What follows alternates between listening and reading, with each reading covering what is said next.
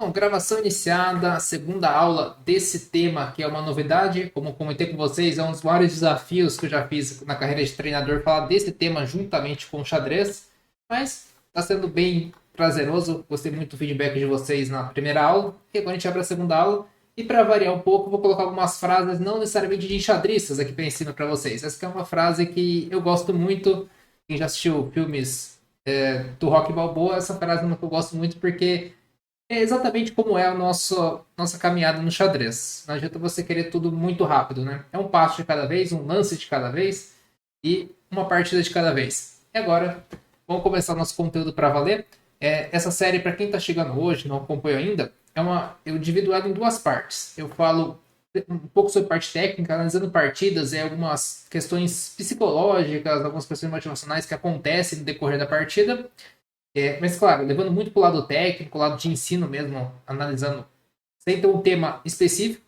E depois eu vou comentar algumas questões relacionadas à parte motivacional, psicológica, que podem afetar vocês durante as partidas e que eu acho que são bem importantes de vocês conseguirem avaliar. Mas vamos lá, vou começar então com as partidas. E eu separei duas partidas para vocês, para a gente analisar juntos. Eu estava pegando partidas só do livro do Guco, né? Mas eu acho que vai ser interessante a gente pegar algumas partidas. Vou pegar partidas que eu joguei, outras partidas que eu acho que vão ser instrutivas, e a gente vai trabalhando elas juntamente. E aí, eu vou pegar uma partida que foi jogada no torneio de São Paulo, há 2 semanas, 10 dias atrás, né? Foi dia 10, que foi uma partida que eu achei interessante. Apesar dela não foi uma partida difícil, assim, tão complicada, mas tem alguns aspectos que eu acho que é legal da gente levar em consideração no decorrer. É, Foi a terceira rodada do torneio. Não, a quarta rodada do torneio. E a gente ganhou o primeiro match. O segundo match a gente pegou uma equipe muito forte e perdeu. E o terceiro match a gente acabou perdendo, que não. Achei que era um match mais tranquilo. E aí chega na quarta rodada, duas derrotas e uma vitória, a gente querendo vencer. E temos essa partida aqui que eu acho que é legal da gente analisar e ver alguns pontos interessantes nessa parte de conversão de vantagens, quando o adversário faz um lance estranho na abertura e tudo mais. Mas vamos abrir aqui o tabuleiro e vamos ver essa partida aqui. O jogador de pretas, eu não conhecia ele, mas pela feed ele tem 1530. Não é um rating tão alto pela feed, mas a gente tem sempre que ficar esperto porque a gente não sabe quando que foi aberto esse rating, todos os detalhes do jogador. Mas o que aconteceu? Eu joguei 4, e, para minha felicidade, meu adversário jogou minha defesa favorita, a francesa, claro, de enfrentar, né, não de jogar. Eu botei D4 e D5. E para quem já acompanha um tempo, sabe que eu recomendo contra a francesa a variante com cavalo D2, né, que é a Tarrache.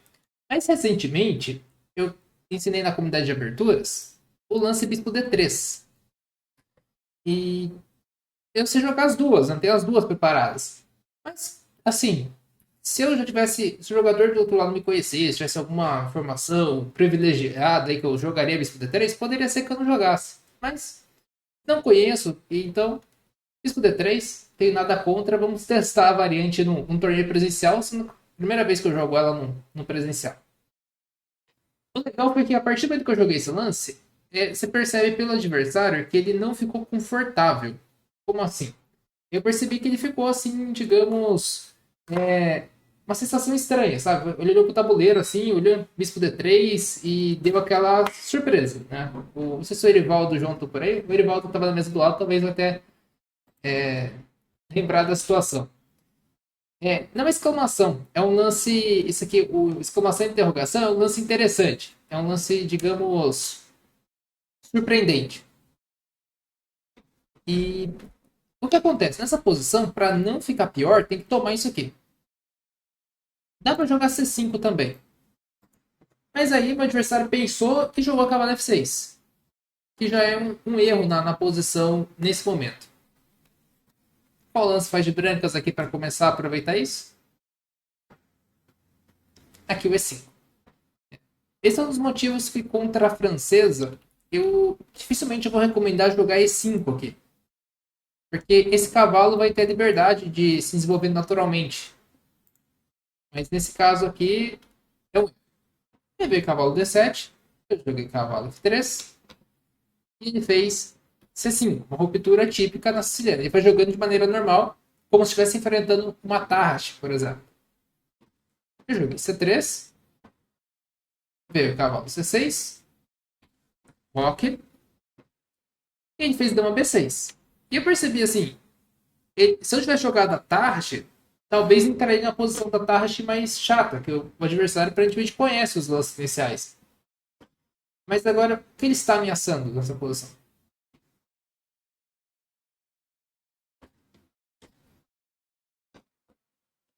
O adversário ameaça ganhar um peão, né?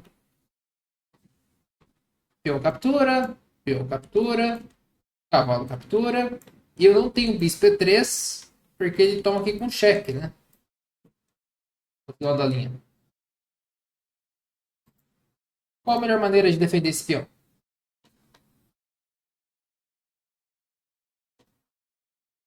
Se jogar bispo E3, tem que ficar esperto que tá caindo aqui.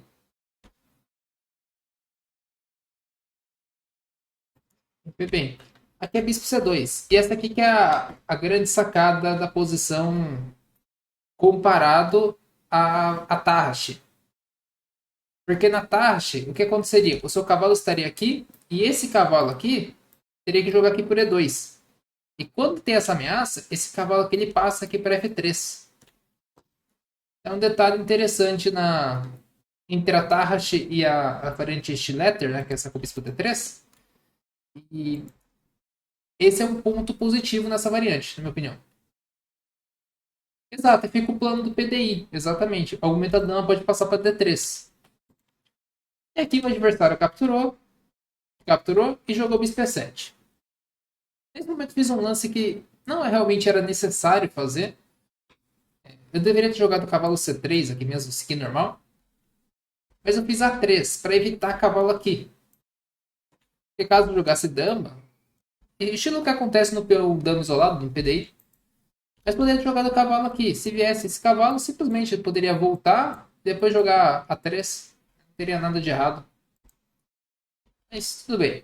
Joguei A3. Aí meu adversário está tentando jogar de maneira típica a francesa. E jogou F6, que é uma ruptura muito, muito tradicional. Só que aconteceu aqui. Eu capturei, o lance natural da posição. E eu esperava nesse momento que ele fizesse a captura de cavalo, que é o lance normal dessa posição. E aí começa aquela luta pela casa E5. Por exemplo, torre 1, aumenta o bispo F4, e para eu não deixar ele avançar esse peão e liberar o bispo dele. Mas aqui ele faz bispo por F6. E esse aqui que é o momento que é importante vocês repararem nas partidas. Porque o seu adversário joga um lance que não é tradicional. Não é normal tomar de bispo nesse momento. Porque querendo ou não, esse bispo ele tem alguns defeitos. Ele ficou de olho nesse peão, na realidade. Aí eu pergunto para vocês, que lance vocês fariam de brancas aqui? E assim, a gente já gastou um tempo na partida. Mas... E escolheu tomar bispo F6. E as sugestões de vocês?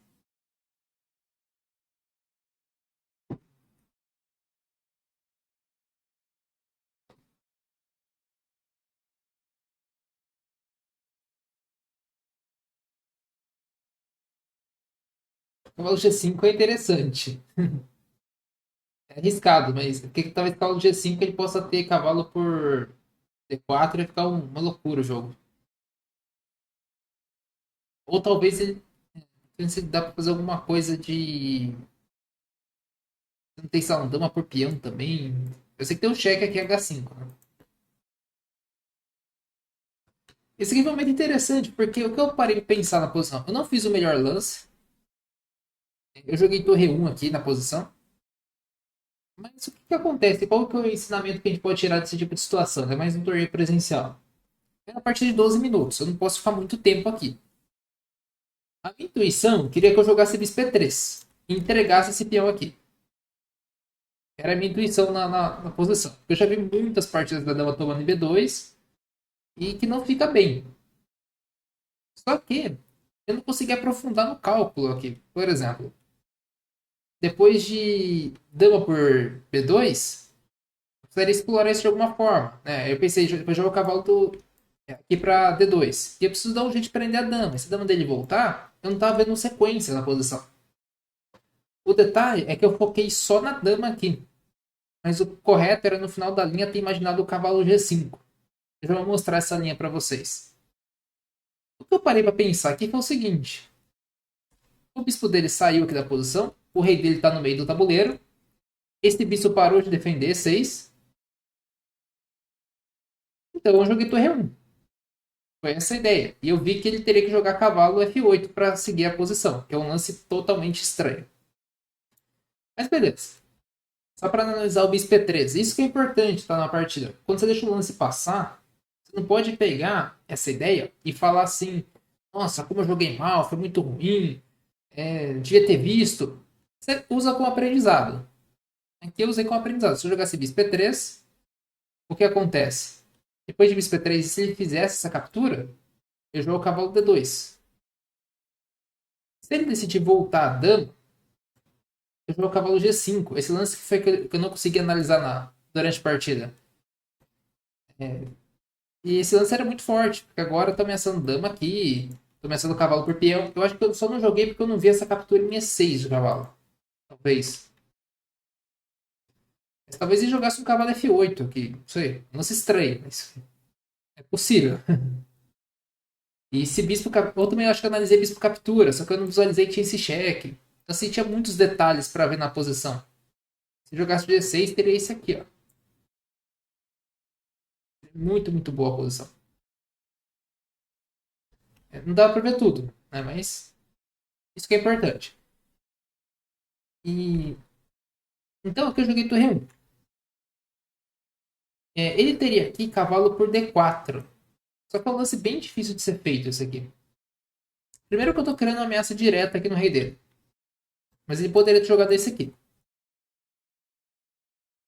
Aí eu teria que jogar cavalo por cavalo, bispo captura. Só que aí teria dama cheque. E começa a ficar um jogo bem complicado. Seria um jogo assim muito, muito delicado para os dois lados. Torre 2 também acho que é um lance que teria que ser calculado. Não é muito fácil tomar essa decisão por parte das pretas. Mas poderia ser uma ideia, que agora ele ameaça esse aqui. Acho que bispo E3 também é um lance que tem que avaliar. Bispo E3, captura, captura também ameaçando aqui de novo. Né? Ele vai jogar rock, por exemplo. Tá bem perigoso isso aqui, né? Parece nada fácil qualquer decisão aqui que as pretas forem tomar. Por exemplo, aqui se eu mando um lance como esse, jogo um G6, já dá pra sacrificar. E mate. Então, não é nada fácil fazer cavalo por D4 aqui, violando mais um princípio da posição. Porque ele não rocou, tá atrás de peão. É difícil. Ele jogou cavalo F8. Qual que é o lance fino para fazer de brancas agora? Tem que olhar o pensamento lógico aqui. Tem indícios táticos.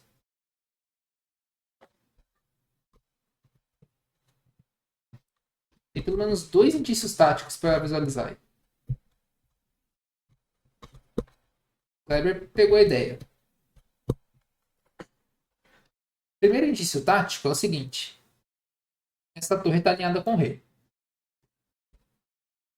Esse é um indício tático muito importante.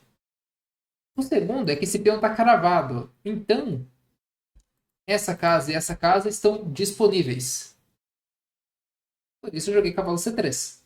E quando eu achei essa ideia, isso aqui é um ponto que eu vou citar lá na frente quando eu falar da parte motivacional, parte psicológica. Quando eu achei esse cavalo C3, me deu uma sensação muito boa na partida. Eu não sei qual é a sensação que vocês têm quando faz um lance bom, mas quando você encontra o lance, dá um alívio. Procura perceber isso. Quando você faz, dá uma, liga uma sensação assim de, poxa, eu achei o lance. Quando você faz exercício tático, quando você pega a ideia, você tá calculando, calculando, você acha, dá um sentimento diferente. E quando eu achei esse cavalo C3, deu aquele agora, acho que eu achei o lance. É o que tava faltando para a posição fechar. Porque agora o que acontece? Ele deveria jogar dama D8, exatamente era o melhor na posição. Aí você queria, por exemplo, bispo F4 e iria em busca dessa casa, tentar melhorar as peças aqui. Ele é pro plano natural. Mas aí ele jogou cavalo por D4, que é o lance que atrapalha muito a posição dele. Porque eu faço cavalo por D5 e ameaço a dama.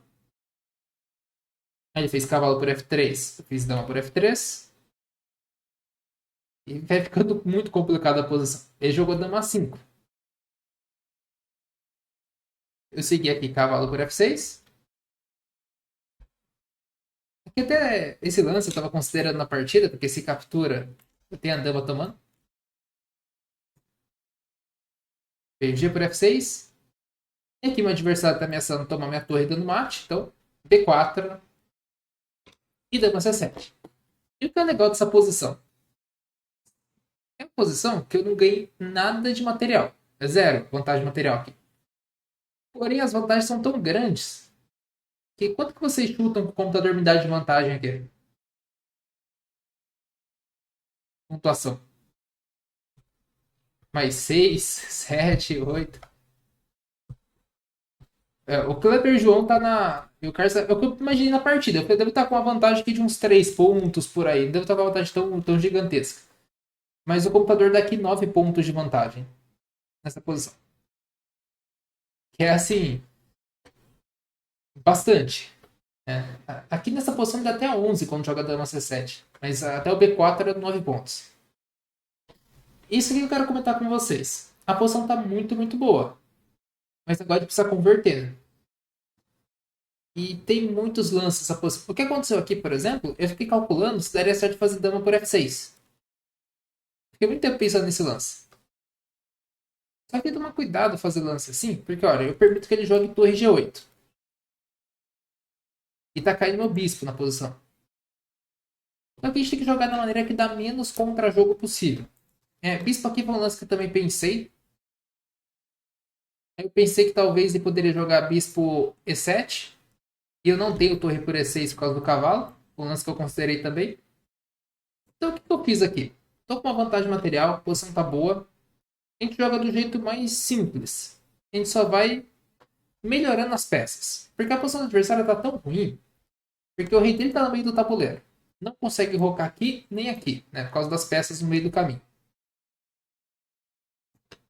Então, tô ameaçando esse lance aqui. Então, só de eu fazer bispo B3, eu ataco E6, melhoro meu bispo.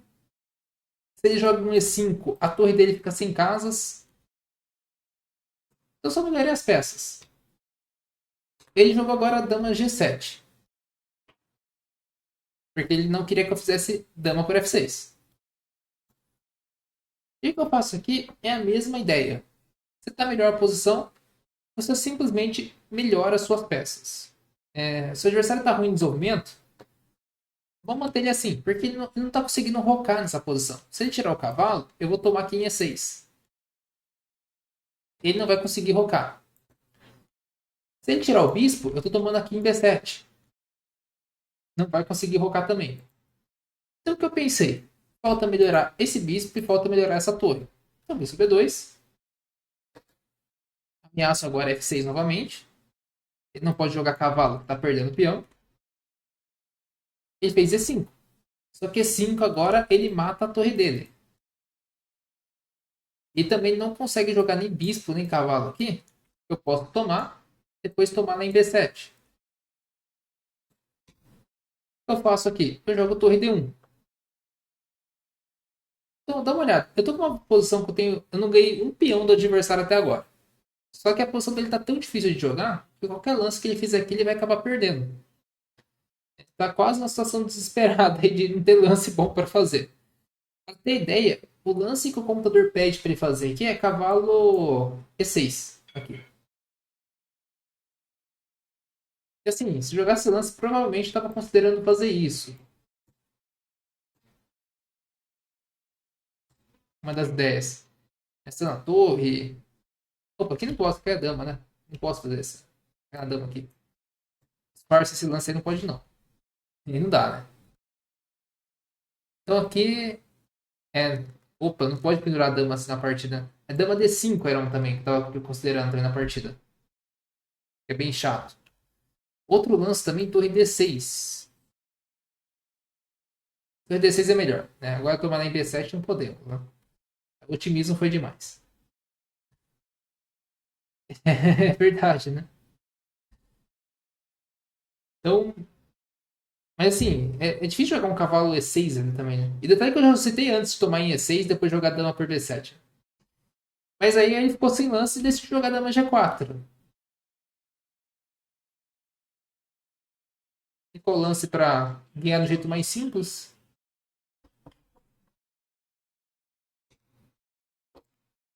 Dama por F6 e abandonou. Tem esse, tem esse, tem esse. Tem três opções de mate disponíveis. Mas por que o adversário errou nesse momento? Dá uma olhada no tanto de desconforto que ele ficou desde o começo da partida. Primeiro, no bispo D3. Depois, quando ele faz o F6, ele toma de bispo. Aí torre 1, que é o lance que geralmente ele nunca enfrenta na posição, porque o bispo defende aqui. Aí depois cavalo C3, aproveitando o alinhamento. Então assim, e detalhe, tô jogando francesa, né? Bem observado pelo João. Então assim, é um desconforto atrás do outro. Isso, uma hora acaba dando errado. E detalhe que você vê que ele ficou muito peãozeiro. Ele, exatamente, igual ele falou, tá jogando um plano tradicional, uma posição que seria normal numa tarraxa, por exemplo. Mas aí que tá o detalhe. Aí dessa partida dá pra tirar alguns ensinamentos aí bem legais que eu separei para vocês. Que seria esses aqui, ó. Então, primeira questão que eu marquei pontos importantes é legal você ter opções menos conhecidas para torneios rápidos, igual o Bispo D3. Até mesmo torneios pensados para jogar esse Bispo D3. Mas uma coisa que eu sempre falo, é melhor você ter uma opção menos conhecida, não quer dizer que é uma opção ruim, uma opção secundária, uma coisa que vai fazer você correr riscos de seu adversário conhecer e você se dar mal. E quando ele fez o bispo por F6, o que é legal de fazer isso? Isso aí é para a parte psicológica, é muito bom. O adversário faz um lance estranho, não, não vai fazer cara feia. Assim, esse lance tá estranho, nossa, vou jogar qualquer coisa aqui. Entende o que ele causou, né? Entende o lance estranho, o que ele realmente é. Não simplesmente, lance é estranho. Né? Tudo que a gente fala de forma subjetiva não se transforma num conhecimento do tipo. É, vamos dizer assim, algo preciso, né? Não se transforma numa coisa que você consegue lidar. Provavelmente ele jogou com você depois de mim, né? No torneio. Outro detalhe importante, quando a linha tem muitos cálculos, cara, aquele momento que eu joguei o Torre 1, você faz um lance mais simples, não pode apurar no tempo ali se você não tem uma conclusão tão certa, mas é uma partida rápida. Outro tema importante que dá pra pegar essa partida, depois que eu ganhei a vantagem, o que eu fiz? Desenvolvi melhor as peças e o adversário muito vai acabar errando. Porque é muita preocupação do lado de pretas naquela posição. E por fim, né, o último ensinamento legal, assim, o lance que deixou passar, né? Não pegar isso aí e ficar se martirizando, né? Nossa, esse lance foi muito ruim. Aprendeu, na próxima vez que acontecer uma posição muito parecida, você considera. Você já vai ter boa parte do cálculo já efetuada, o que é muito, muito melhor. Então, visto essa partida, vou passar para uma segunda partida, que é a partida do Gu. Ah, então pode ter sido isso aí, Carlos. Achei que ele tinha jogado com. Achei que depois que acabou a partida, ele falou assim: Nossa, nunca enfrentei isso. Você falou, hein? Achei que ele ia jogado com você depois. Eu joguei com ele na quarta. E depois a gente. Pode ser que ele tombou e ficou se sentindo desconfortável e tentou uma coisa diferente. Pode ser também. Na segunda partida do dia, eu peguei a partida do livro do Book, que é ele contra o Miles. É uma partida que eles jogaram um torneio que era torneio dos Estados Unidos e os dois estavam com 4 em 4 e se enfrentaram na quinta rodada. O Goku ganhou essa partida, depois eles ficaram empatados no torneio e ele teve que ganhar do Miles novamente. Um caso curioso de ter ganhado o jogador duas vezes no mesmo torneio. E a partida que eu peguei é essa aqui. Deixa eu abrir aqui o tabuleiro. A abertura, pretendo não entrar tanto em detalhes, apesar de que essa aqui é legal de comentar um pouco, porque ele foi tentar jogar uma Grunfeld. Ele disse que ele, nessa época ele jogava muito Grunfeld. Mas aí o Miles não queria entrar na Grunfeld e jogou Bispo G5, entrando num ataque torre, né? Parecido com a Toronpovski.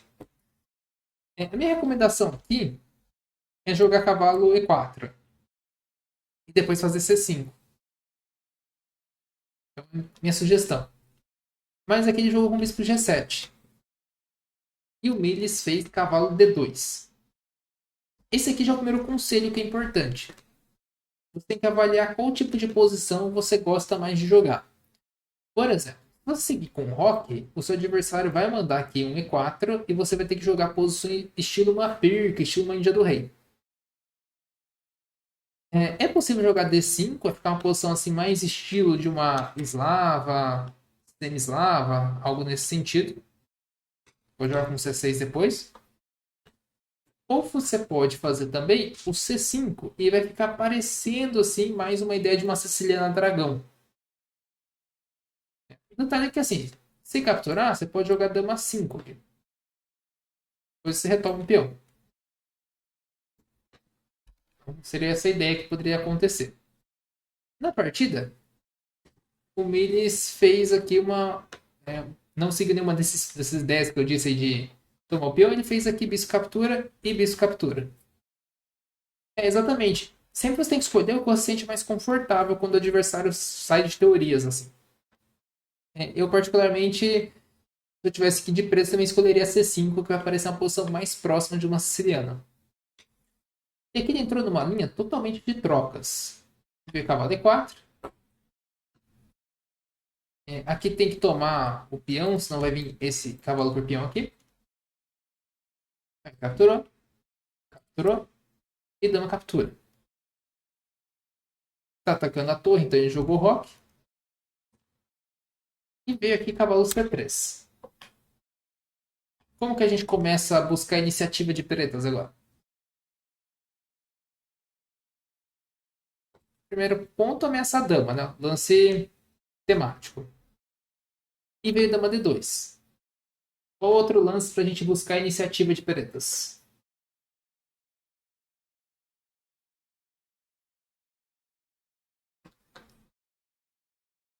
Aqui tem que observar bem. O seu adversário nessa posição, ele quer fazer um rock longo e começar a te atacar, provavelmente. É o que está aparecendo. E você vê que o jogador tirou todos os peões, todas as peças aqui, né? Então, isso tem que chamar atenção. Você não tem o bispo do seu fianqueto. E aí, tem esse peão que está sem defesa. E se ele rocar longo, isso aqui é uma coisa importante. Se ele rocar longo, esse peão fica sem defesa. A gente unindo esses dois peões aqui, surge a ideia de dama B6. E aqui, para defender B2, rock longo não faz sentido que perde um peão. B3 é um lance que ele não quer fazer, porque esse peão vai ficar estranho. E ele vai começar a colocar todos os peões na cor do bispo dele, o que pode atrapalhar. O cavalo A4 acho que seria uma possibilidade também. Depois só vou comentar o cavalo A4, que acho que vai dar um pouco da resposta do que foi jogado. Aqui ele jogou torre B1. E esse aqui é um método bem interessante. Porque se a gente for muito otimista nessa posição de pretas, a gente pode tomar uma decisão errada. Por exemplo, que lance vocês fariam aqui?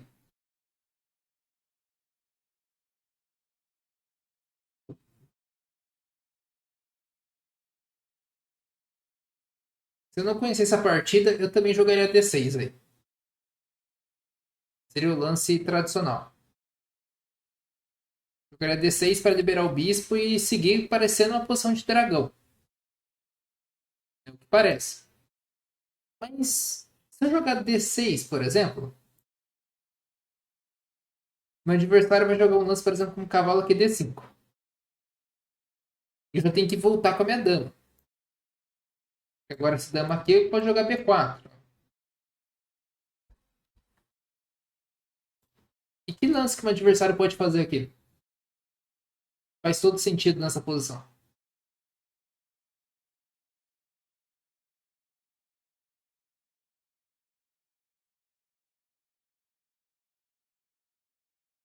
Não é 4, dama H6. Pode ser dama H6, pode ser uma ideia. Tem um lance que me incomoda bastante aqui.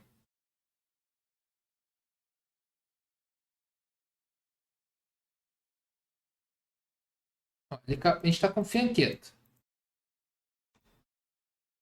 sem bispo. Nosso adversário vai querer atacar aqui. Ele pode mandar aqui um H4 aqui, disposição. Ah, vou fazer um H5. Aí ele manda F3, manda aqui G4. E você tá longe de fazer alguma coisa aqui. Na verdade, quem tá perto é ele. Então tem que observar isso na partida. Se a gente for muito otimista, esse é um. Até que a outra partida depois dessa no livro, ele comenta que o Taima 9 era bem otimista nas posições dele. E ele avançava assim, às vezes não era para avançar. Inclusive na partida que jogaram aconteceu isso. Ele deixou o Taima 9 avançar e piorou toda a posição dele. Nesse caso, o adversário está ameaçando isso aqui. Então a gente tem que perceber que nessa posição a gente já precisa neutralizar esse ataque adversário. E o lance que ele faz aqui é um lance que, se eu não tivesse visto a partida, eu não faria. É um lance que é complicado. O E6 é bem ruim, porque querendo ou não, você ainda permite o H4. Aqui ele joga dama D4, que é meio contraintuitivo trocar damas, e como eu comentei com vocês, alguns me conhecem, era uma coisa que eu tinha muita dificuldade de fazer, mas muita mesmo, jogar sem damas. Só que nessa posição, se você não faz isso, é extremamente difícil jogar aqui de pretas. Porque foi um fianqueto sem bispo e o adversário vai abrir a posição. Então não tem muita escolha. Aqui jogou torre D1, trocaram aqui as damas, e agora veio D6. E nessa posição jogou cavalo B5. D5, perdão. Que é o lance que foi dado com uma imprecisão. Nessa posição eu acredito que deveria ter jogado D4 e melhorado as peças. Mas jogou cavalo D5. E aqui ele percebe um detalhe muito, muito importante na posição, e isso que faz um jogador assim, de posições de finais ganhar partidas. Às vezes eu sempre tinha dificuldade com jogadores assim de níveis Karpov, esse pessoal gostava de jogar posições como essa. Dama, tá tudo bem tranquilo, mas ele percebe alguns detalhes legais. Por exemplo, aqui, o jogador de pretas está numa siciliana. Bispo E6 vai ter cavalo C7. Então, não podemos. E numa siciliana, quase todas as posições sicilianas têm uma característica de atacar com os peões daqui. Você começar a avançar esses peões para gerar um ataque. Então o que ele faz nessa posição? Ele percebe que o jogador de brancas tem um peão atrasado. Não vou dizer que está assim, super atrasado, né? Que a torre pode chegar em C8 e esse peão pode ser um alvo. Então ele mandou aqui B5. Ele garante essa casa, garante que esse peão vai ser um alvo logo mais. E começa um plano dele de começar a avançar por aqui. E agora G3. Ele fez bispo D7. E jogou agora bispo G2. Esse é o momento que eu achei bem instrutivo mesmo na partida. Nosso adversário acabou de alinhar o bispo dele com a nossa torre. Para qual casa a gente deveria levar essa torre?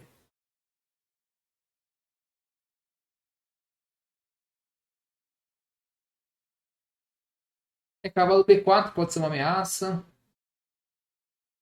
Dependendo do cenário, cavalo por E7, mas nesse caso acho que não. A pergunta é: C8 ou B8? Provavelmente a dúvida maior. Essa pergunta é muito, muito importante.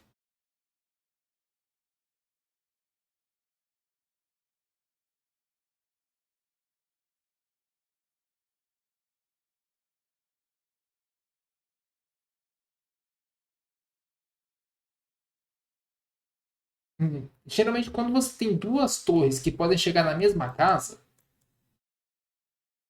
você tem um conflito aqui. Então, só uma torre pode ficar em C8. Duas peças não podem ocupar a mesma casa, né? A gente pode falar, André, mas eu quero dobrar as torres. Mas será que você vai dobrar essas torres? Porque para você dobrar as torres, tem que tirar o cavalo. Quando você tira o cavalo, você está levando esse. Ah, mas eu vou avançar o peão. Se avança o peão, esse aqui fica fraco. Então você começa assim, ficar num dilema na posição. Não parece que vai sair do lugar. Então qual que é a ideia? Se essa torre eu vou jogar, tem a B8 e C8. Essa torre aqui, não parece que eu vou avançar o peão de F para atacar. Não parece que eu vou avançar o peão de E e enfraquecer esse. Esse peão aqui, não parece que eu vou conseguir avançar muito bem ele também. Parece que essa torre, se tivesse em C8, ela ajudaria a atacar esse peão. E essa torre ajudaria a fazer o avanço da minoria aqui. Então é legal sempre você pensar, tá, vou jogar essa torre C8, né? É o lance automático. Se eu não tivesse visto várias partidas, eu jogaria a torre C8 aqui também. Mas você vê que a torre C8 é um lance bom, mas por que jogar ele agora? Ele joga a torre B8. E agora a outra torre C8. E fica bem mais harmonia a posição. Veio F4. Ele jogou esse rei F8 para proteger aqui E7, o cavalo poder sair da posição. Veio E4, ele jogou cavalo A5. Que ameaça agora cavalo C4, atacando a torre e o peão.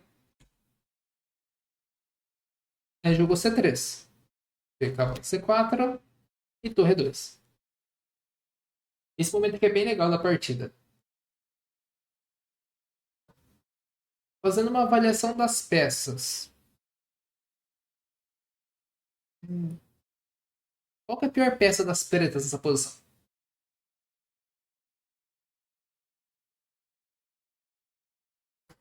E o rei não vamos considerar tanto. O rei tá fazendo o papel dele, né? E qual que é a melhor das brancas?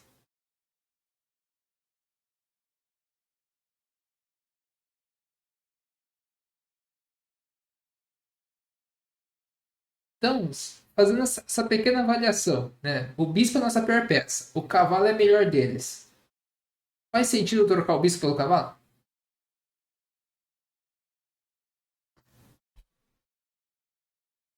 Essa é uma avaliação muito boa de se fazer, porque aqui você quer fazer B4, né? Tem duas formas de você chegar na solução aqui da posição. Primeiro, que você vê que seu bispo é a pior peça e o cavalo é melhor. Então faz sentido fazer lances, por exemplo, com bispo C6 ou bispo E6. Beleza. O segundo ponto é que você quer fazer B4 para que depois que capture, né, a torre entre e comece a atacar algum peão fraco que vai surgir aqui. Só que você não faz B4 porque o cavalo atrapalha. Então, assim, tem dois indícios fortes que o lance aqui é bispo E6.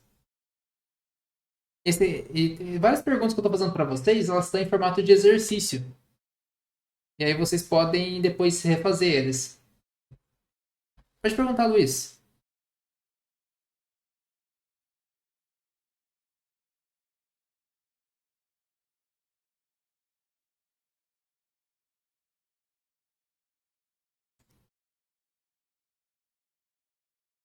Sim.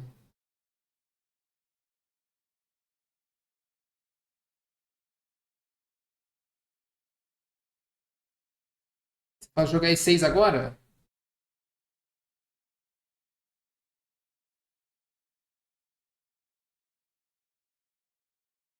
Certo. Esse lance só tem, acho que, o detalhe que, assim, depois de. Esse aqui vai jogar cavalo aqui. Ele vai bater no bispo e vai bater agora no peão. Aí a gente vai ter que escolher como defender. No caso, ele vai tomar aqui com cheque.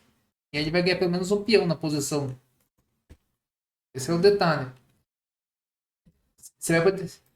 Até, imagina, até pode surgir o B4 futuro, mas se a nossa luta aqui do B4 for pra gerar uma fraqueza e ganhar um peão, a gente já tá perdendo outra aqui. Aí, então, por isso que não daria certo. Mas o detalhe é que o cavalo dele continua ficando forte. E o nosso bispo, jogando E6, ele continua colocando peões na cor dele. E o F5, se surgir, né, por exemplo, você pode, pelo momento, ignorar a ameaça. Não fazer nada, deixar para tomar com o peão de H. Aqui também fica bem tranquila a posição. Sim, se a ameaça. Se você tomar, sim, aí ele vai entrar com torre, vai entrar com peças, né? Pode tomar com essa e começa a atacar. Mas se puder ignorar, deixar parada a posição, pode dar certo. Aí veio bispo B6. Mas vendo isso. E jogou aqui torre C1. Ele capturou, peão captura.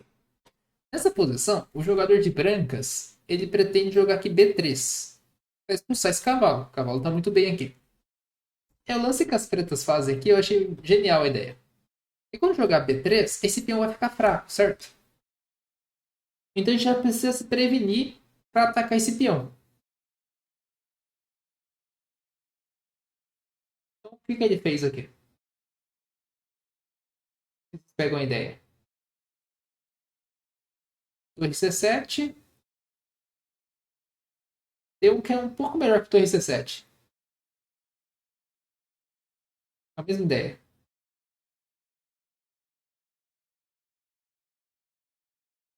Torre C5.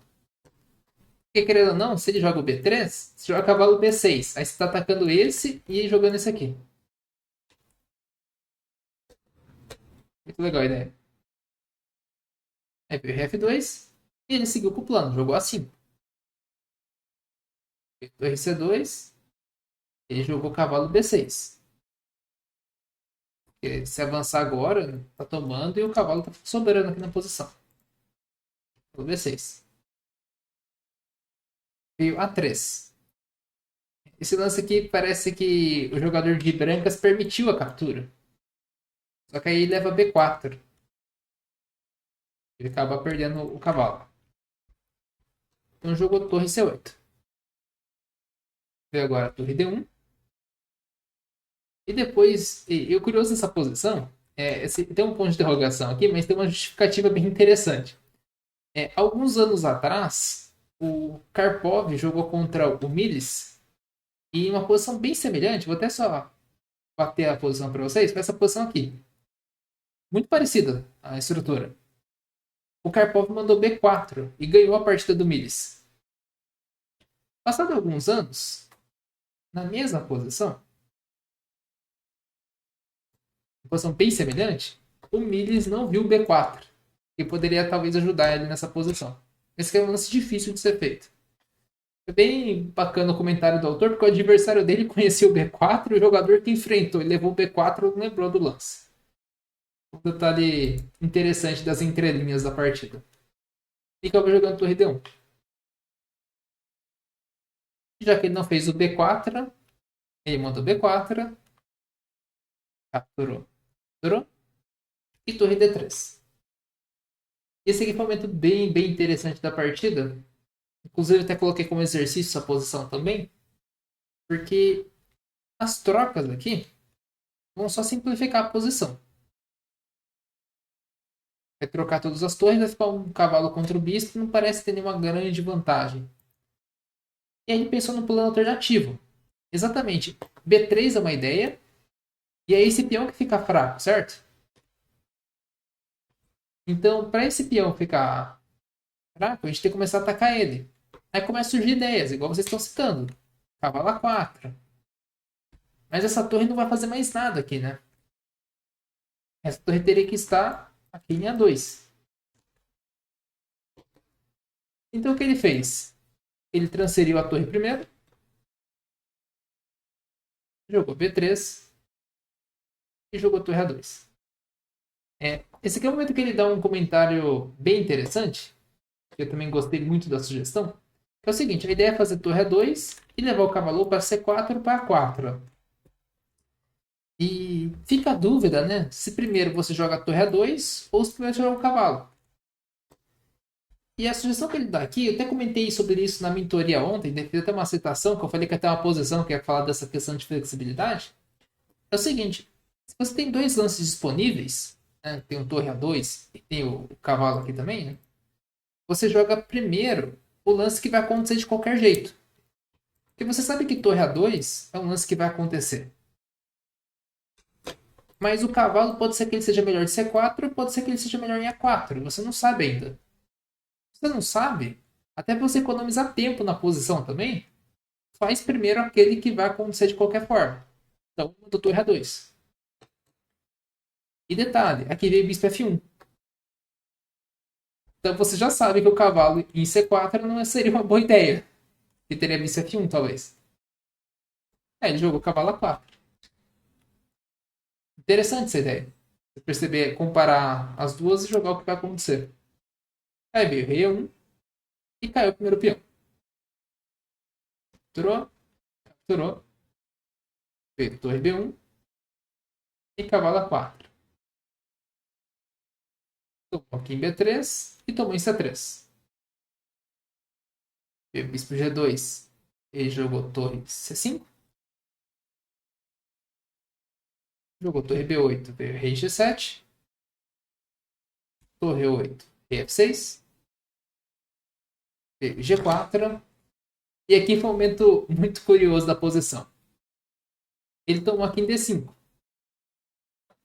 Aí veio G5 e veio rei E6. E nesse momento aqui, ele conta que o Miles pegou esse bispo com todo o entusiasmo do mundo e estava jogando bispo H3 dizendo mate. Pegou a peça assim, ia falar para dar o mate. Só que ele não viu que tinha F5 na posição. Exato. Se jogasse, ele jogaria F5. Tomaria, toma, e são dois peões a mais.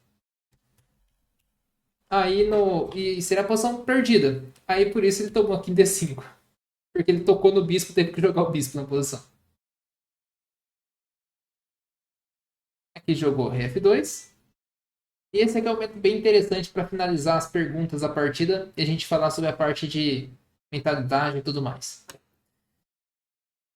Jogam as pretas e as brancas têm um contrajogo aqui na posição. Qual é o contrajogo das brancas aqui?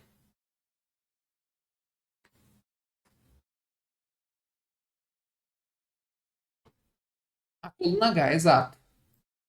Quer jogar H4 e quer jogar torre H8. Esse é o contrajogo. E o que acontece aqui? Quando a torre chega em H7, não parece ter um jeito claro de você defender esse peão. E aí ele faz um lance que provavelmente vai ser difícil de considerar na partida, mas que é o melhor. Eu tinha pensado no H5 no primeiro momento. Só que o H5 acho que talvez tem um H4 que pode deixar meio paralisada a posição. Mas ele faz um mais interessante, que é o H6. Por quê? Ele poderia tomar em passant aqui se jogasse H5, mas vai cair na mesma posição. Mas o H6 é tão fino, porque depois de H6, ele capturou. F6? Mas aí quando jogar a torre aqui. Ah, tomar aqui a posição, mas seria isso a ideia. Entendi. Ele captura, captura. Torre por e peão. Talvez acho que ele capturaria aqui. Rei toma. Tem essa aqui. Pode ser uma alternativa também. É só difícil de conseguir avançar, mas pode ser uma alternativa também. O difícil é que os peões ficam muito separados. Mas dá pra conduzir essa posição também.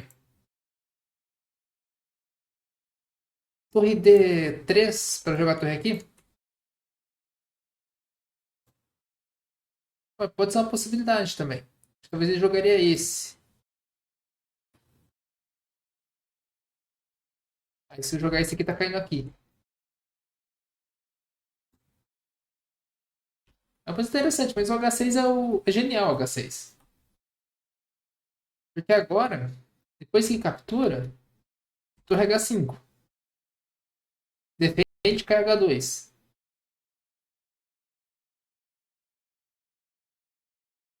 E aqui ele abandonou a posição. Os peões ficam todos unidos. Não tem como promover, porque o rei vai estar aqui e depois o rei entra aqui embaixo. A torre tem que sair para promover o peão. Não tem, só se, por exemplo, se o rei tivesse, por exemplo, uma situação daqui que ele conseguisse dar cheque. Mas daqui a torre fica escrava do peão, aí simplesmente ele vai começar a avançar os peões dele e vai ganhar. A partida é muito, muito legal mesmo e bem, bem instrutiva. E aí, só pra gente pegar os ensinamentos dela, vale a pena depois vocês pegarem e fazerem todos os exercícios dessas partidas. E assim, eu tô fazendo muitas perguntas dela e eu fiz aquele polvo todo comentado para vocês, tá bem, bem didático mesmo. Então, o ponto importante que você pega essa partida é que quando sai da teoria, você jogar uma coisa mais parecida ao que você conhece. No caso, ele tentou jogar uma posição estilo uma siciliana. Claro, tem o bispo e tudo mais, mas é interessante.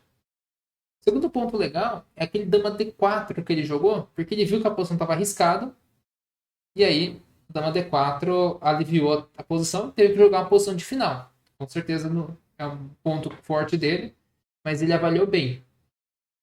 Outro ponto legal é o torre de AB8, aquelas duas torres podendo chegar na mesma casa. Ele escolheu a torre que tinha o plano, manteria os dois planos em mente. Mais um ponto que eu achei interessante foi o bispo E6, porque às vezes a gente fica naquela de não querer ceder o bispo em troca do cavalo, às vezes tem uma preferência de peças. Às vezes o jogador, eu gosto mais do cavalo, eu gosto mais do bispo. Você tem que jogar conforme a posição está te indicando. Isso que é o melhor. E por fim, aquela flexibilidade do torre A2 ou cavalo C4, eu acho que foram pontos aí que ajudam muito na tomada de decisão. Foram vários e vários pontos, todos esses pontos vão depois refazer os exercícios e vai fixar melhor ainda essas ideias. E agora, para a gente finalizar, eu vou comentar com vocês aquela parte que eu falo sobre a parte psicológica, a parte motivacional. É uma parte bem interessante que é o que não tem nos treinamentos de xadrez, mas que é legal da gente falar um pouco sobre isso também. E pretendo aí não estender tanto essas partes durante nossas aulas. A galera precisa sair sem problemas. Mas o que eu quero trazer para vocês, nessa parte de hoje, é falar um pouco sobre aquecimento mental. O que é o aquecimento? Todo mundo sabe que é um aquecimento, é igual você vai fazer uma corrida de rua, você começa a alongar. Você vai fazer um treino de futebol, você começa a correr em volta do campo. E no xadrez também tem uma espécie de aquecimento que dá para ser feito, porque você tem que estar pronto porque o que vai acontecer. E não ter aquela sensação de, por exemplo, você perder uma partida e você fala, poxa, eu não estou concentrado, eu não estou bem nessa posição. Fazer tática, essas coisas é uma forma de aquecer também, né? Mas eu vou trazer um aquecimento diferente que não é só a parte, digamos assim, física do xadrez, né? A parte mais de estar bem preparado. E aí o que acontece? Por exemplo, vou jogar contra. Vou dar um exemplo de um aluno que o pessoal conhece, o Fernando. Eu sei que o Fernando gosta de jogar posições com muito ataque. Aí, o que acontece? Ele sabendo disso, e ele pega um adversário que joga toda a posição fechada, toda. Vamos supor que eu não jogo posições fechadas, mas eu sei que eu vou jogar com ele, eu vou jogar posições fechadas para ele ficar desconfortável. O que isso vai acontecer?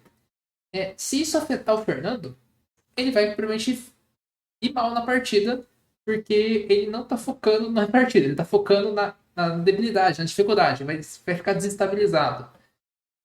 Por exemplo, quando a posição sai de teoria, o, e você fica assim, você joga de qualquer jeito, o adversário sabe, ele vai focar nisso.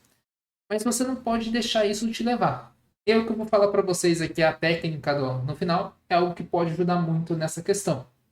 Outro ponto importante também quando a gente fala de aquecimento é o seguinte: os jogadores têm o que a gente chama que é um termostato mental. O que é isso? Vamos supor que você se considere um jogador que tem força de 1800 de rating. Eu tenho 1800, então um jogador que tem essa força, num torneio de 6 partidas, fazer 3 pontos e meio está bom. O que vai acontecer? Se você ganhar as 3 primeiras, é muito provável que você vai perder as outras duas e empatar a última. Por que isso acontece? Porque quando a gente coloca uma meta que limita, a gente tenta fazer isso acontecer.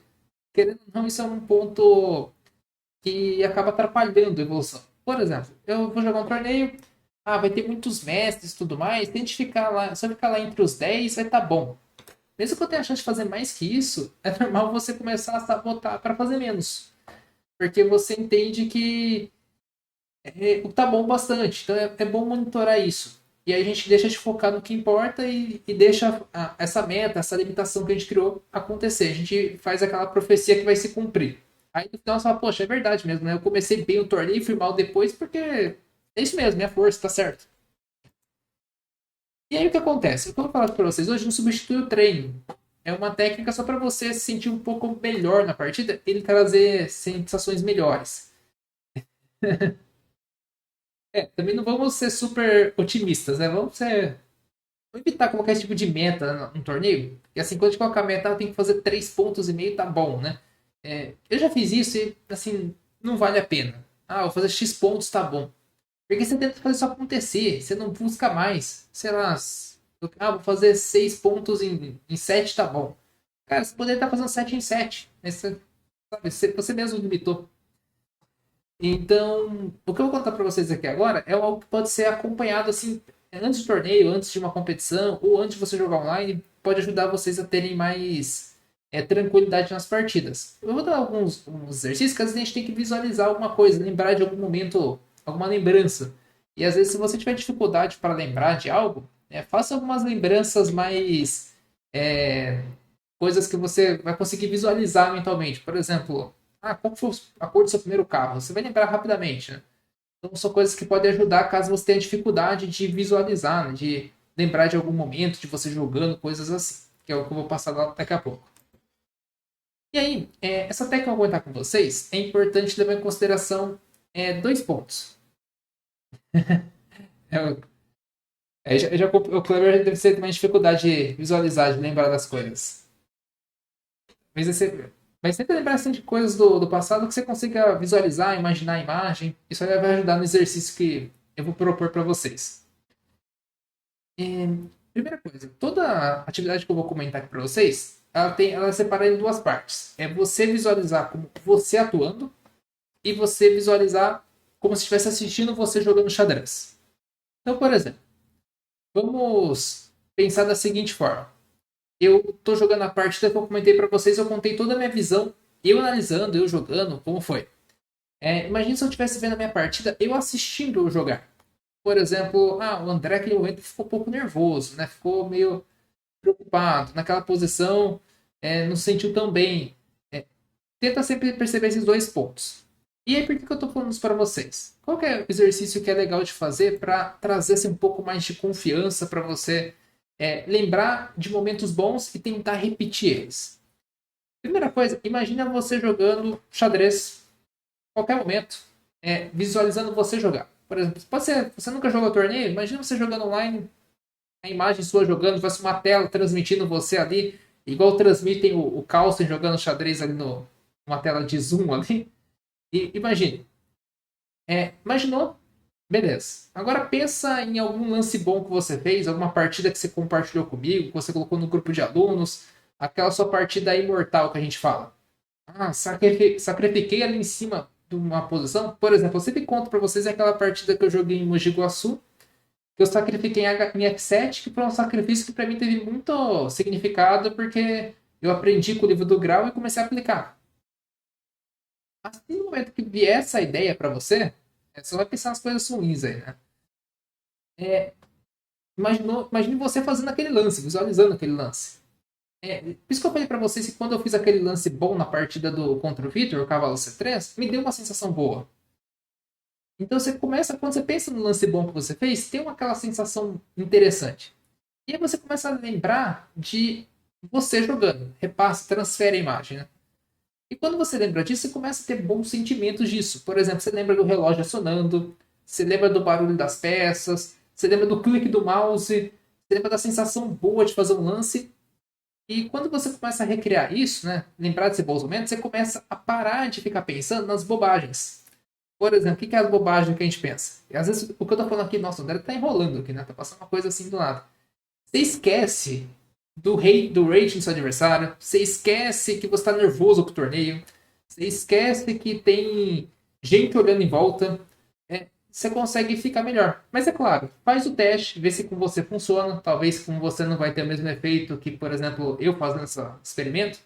Mas tenta lembrar das coisas boas que aconteceu quando você fez uma boa partida. Ah, eu joguei aquela partida lá no torneio dos alunos, sacrifiquei ali a posição, deu mates, fiz dois lances brilhantes. Tenta relembrar isso. Quando você começa a pensar em tipo de coisa, você esquece as coisas que estão assim, que nem sequer estão acontecendo. Que, por exemplo, o nervosismo, aquela ansiedade, aquelas coisas, e você fica mais preparado para fazer isso. Faz o teste, né? Faz uma vez, faz duas. Tô indo para um torneio agora, tô ali na viagem. Tenta lembrar dessas coisas. E aí eu acho que, pelo menos eu, quando eu faço isso, eu tenho aquela sensação dos lances bons que eu fiz e aquele sentimento de. Eu falo assim, dá um aconchego, dá aquela, poxa, eu achei o lance. Esse aqui é uma coisa boa. Então, isso é uma atividade legal, pode fazer que vai ajudar vocês a sentir mais, assim, tirar aqueles pensamentos ruins e ter algo melhor. E o outro exercício legal também, esse aqui eu acho que é muito legal de fazer em partidas presenciais na hora de começar o jogo. Mas é legal que você faça isso para ficar mais automatizado também. Pode fazer também no online, sabe, no tabuleiro em branco, tudo mais, antes de lançar um desafio. Mas isso é uma coisa que antigamente eu fazia muito, eu esquecia disso, né? E eu gostava de fazer isso. É você imaginar o tabuleiro. Imagina, você vai olhar para o tabuleiro na sua frente. Isso aqui eles falam que muitos jogadores de tênis fazem isso olhando para a quadra. Olha para o adversário, fixa ali. É, isso eu falo porque senão a gente começa o torneio, a gente tá meio aéreo, meio. Eu não sei quando você jogar presencial, hora que começa a partida, parece que do nada, pode começar. Aí você tá ali meio boiando, né? Olha ali pro rei adversário, começa a olhar para as casas do lado, A8, H8, depois você vai para A7, vai para até H7, A6 vai para H6, vai percorrendo o tabuleiro. Visualizou todo o tabuleiro? Começa a olhar em volta de onde você está até chegar em você. Faz essa visualização geral. Depois você volta, olha para o rei, olha para o tabuleiro e volta para você. Isso aí ajuda também o quê? Você saber que está no ambiente que você conhece, você está habituado, você não vai se importar tanto com as pessoas que estão ali do lado percorrendo, passando, olhando seus jogos. Eu, pessoalmente, antigamente tinha muita dificuldade quando as pessoas estavam assistindo meus jogos. E começou a se tornar algo natural. Tem vezes que eu vejo foto minha em torneio que eu nem vi a pessoa tirando minha foto. Antigamente eu tirava foto e eu ficava do lado fazendo um sorriso ali. Opa, tira foto minha. Agora não, nem percebo. Agora que a foto sai, nossa, tirando foto minha, eu nem vi. Inclusive teve um torneio de Mogi Guaçu que saiu foto minha que alguns anos postaram ali. Eu nem vi o pessoal tirando foto. Mas é muito importante você estar altamente concentrado e, claro, faz o teste. André, isso aí não serviu para mim, não gostei, sem problema. Mas faz um teste. Às vezes pode ser algo que falta para você para não começar aquela insegurança e aí no jogo está bem nervoso, bem tenso. Isso pode dar uma aliviada. Faz o teste em casa, faz o teste numa partida presencial que vai jogar. E aí depois você me conta se funcionou, se não funcionou. E fica uma sugestão para vocês, né? São recomendações que eu peguei do livro de motivação esportiva, que o pessoal usa para outros esportes também. Eu tentei adaptar o máximo para o xadrez, né? Coisa que até eu já testei também fazer.